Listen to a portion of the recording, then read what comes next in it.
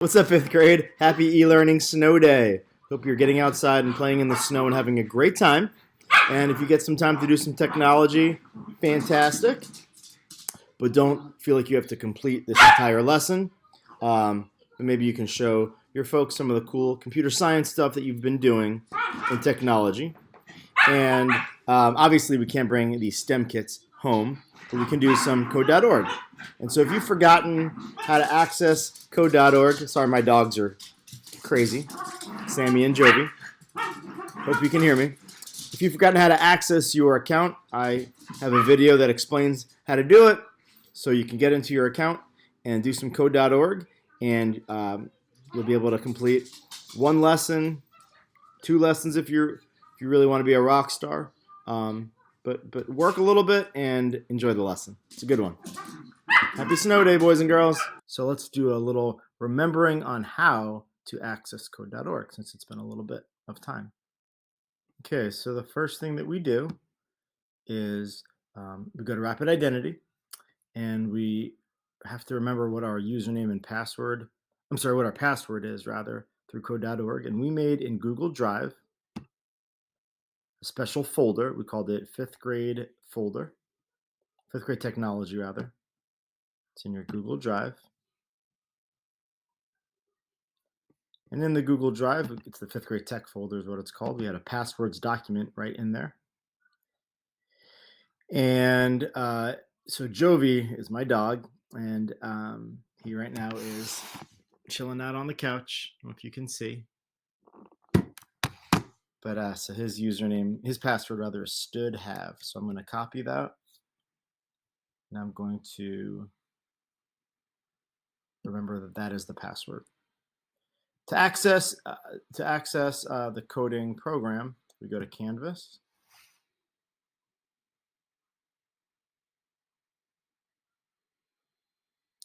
We go to fifth grade technology.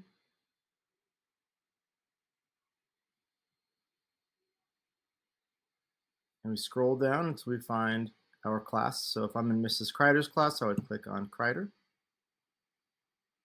We'll look for Jovi. That's my dog's name, but you would obviously click on your name and paste in that password. Stood_have. Make sure there's no spaces. If there was a space, that wouldn't work. So make sure there's no spaces. Obviously, there's a space between stood and have, but no space at the end. And click sign in. We're going to be looking today, guys, at lesson 9, which is only 7 levels, and 2 of those levels are videos. So a lot of you will maybe finish all 7 levels of lesson 9. At the end of lesson 9, there are some challenge problems that I'd love you to try, and maybe even complete all of them if you can. Let's look at the video.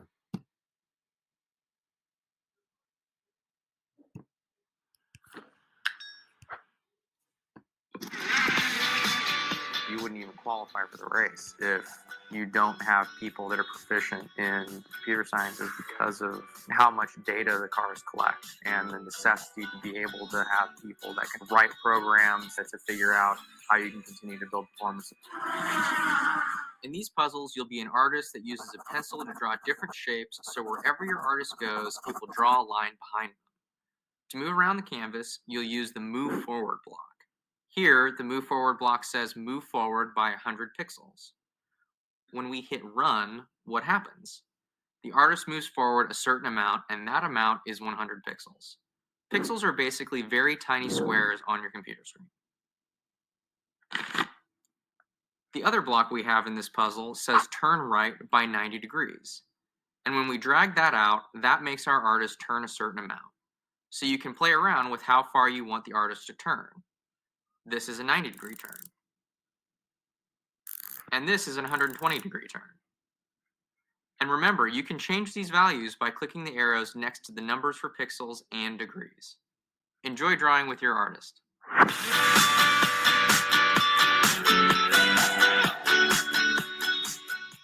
You can see there's a lot of really cool art you could draw and create.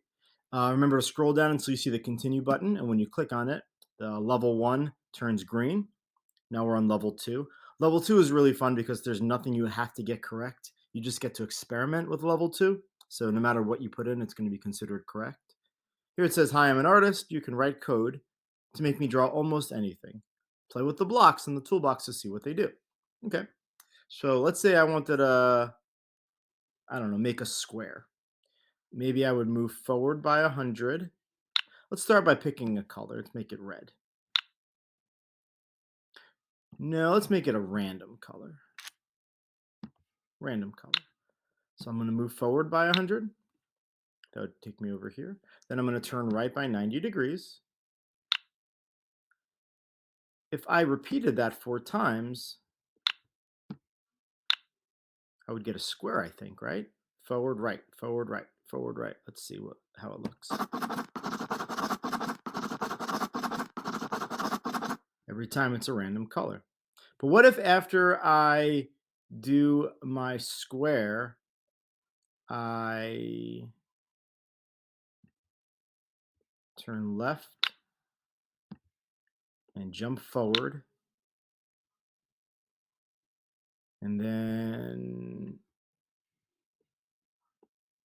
repeated maybe a random color, forward 100. What if I made one square a random color, then I turned left, jumped ahead, and made another square? Let's see what happens here.